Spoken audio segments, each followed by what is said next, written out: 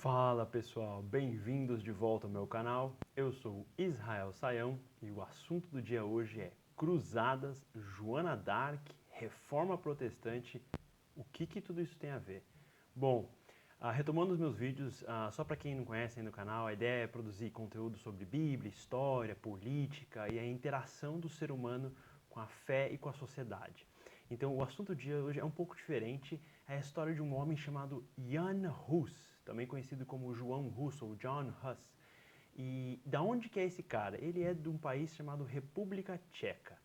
E o que aconteceu lá é muito diferente. Para vocês terem uma ideia, a Joana d'Arc, a famosa francesa que lutou na Guerra dos 100 Anos contra a Inglaterra, um ano antes dela ser martirizada, quando os franceses e os ingleses chegaram num nível de paz, escreveu uma carta falando: pessoal, vocês não querem se juntar e ir contra esses caras que seguem esse tal de Jan Hus, fazendo uma cruzada contra esses hereges? E isso, pessoal, a gente está falando 100 anos antes de Lutero.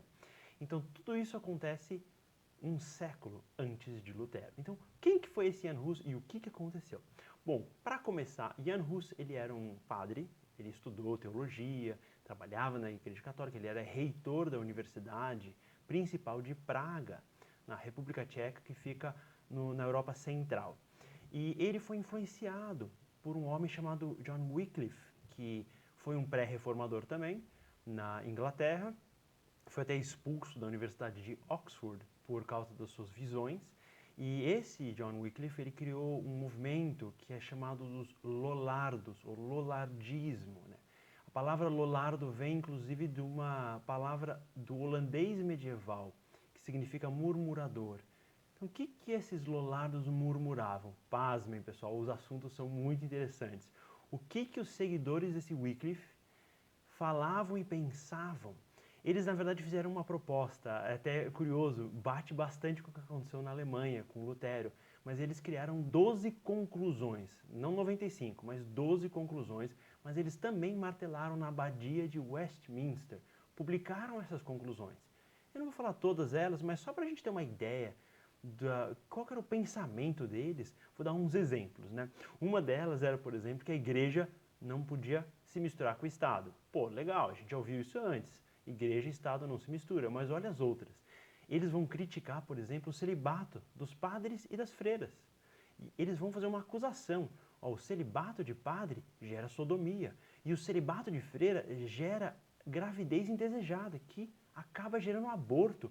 Quem pensou que um padre reformador pré-Lutero criticou uma prática católica medieval, alegando que o desdobramento da religiosidade incorreta geraria aborto e sodomia? É muito diferente, né?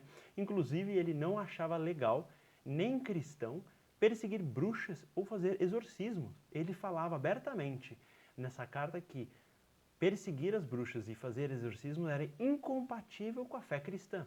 Então, essas conclusões que eu estou me referindo são dos Lollardos, que seguiam Wycliffe. E por que isso importa para Jan Hus na República Tcheca? Porque alguns dos seus seguidores estudaram em Oxford, tiveram aulas com Wycliffe. E o próprio Jan Hus citava Wycliffe nas suas ideias e nos seus textos. As ideias principais do Jan Hus, na verdade, são um pouco diferentes. Mas ele bebe muito dos Lollardos e das ideias de Wycliffe.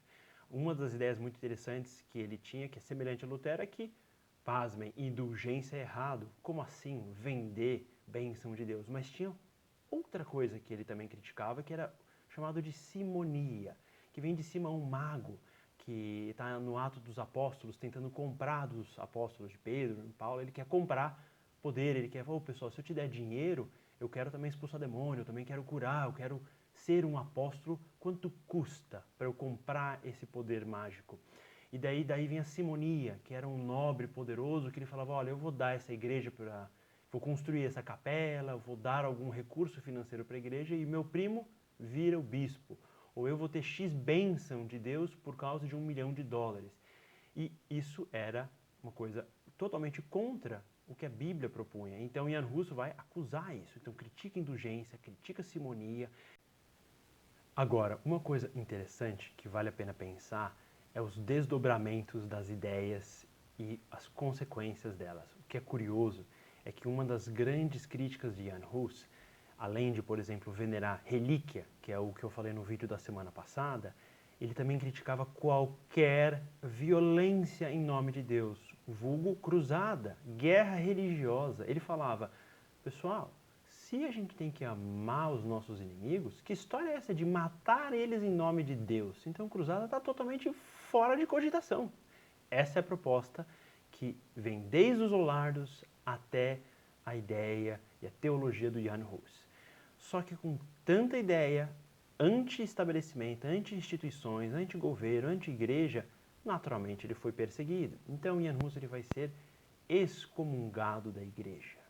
Ao ser excomungado, os seus seguidores, chamados de hussitas, vão criar um polo de ideologia e de cultura tcheca, porque a gente está na República Tcheca. Muito do que importa aconteceu na região de Praga, né?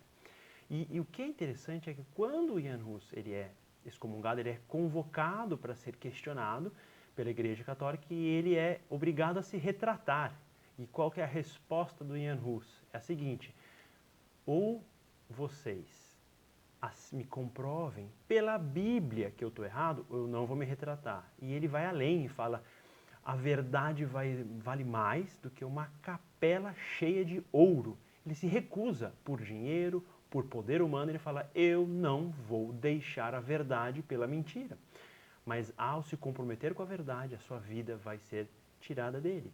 Então ele vai ser queimado, ele vai ser condenado por heresia. Até hoje, na cidade de Praga, no centro histórico, a gente tem um monumento que lembra a morte de Jan Hus, onde ele foi queimado na fogueira como um herege.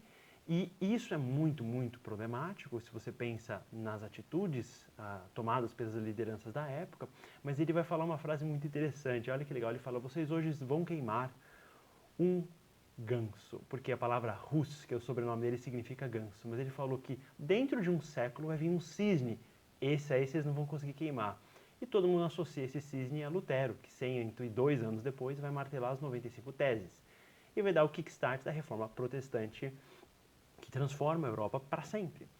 Uma pequena ressalva que é interessante, eu falei da Joana d'Arc no comecinho do vídeo, e que história é essa de cruzada, Israel? Talvez você nunca ouviu falar sobre isso, né? Ninguém nunca falou sobre isso, mas o que aconteceu é que a Igreja Católica convocou 5 cruzadas contra os seguidores do Jan Hus, os hussitas, e tentou paulatinamente destruir eles, porque eles representavam uma ameaça. E no final os hussitas ganharam, e eles chegaram a uma paz entre o movimento mais moderado dessa reforma, e com essa paz, os hussitas foram o primeiro estado, digamos, protestante na Europa, 100 anos antes de Lutero. Isso é muito interessante.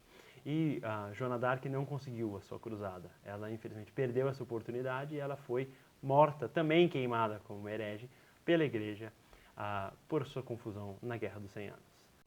Então, essa foi a história do Jan Hus. Eu posso fazer mais vídeos sobre os Lollardos, sobre o Wycliffe, explicar um pouco melhor quem foram os hussitas e seus desdobramentos.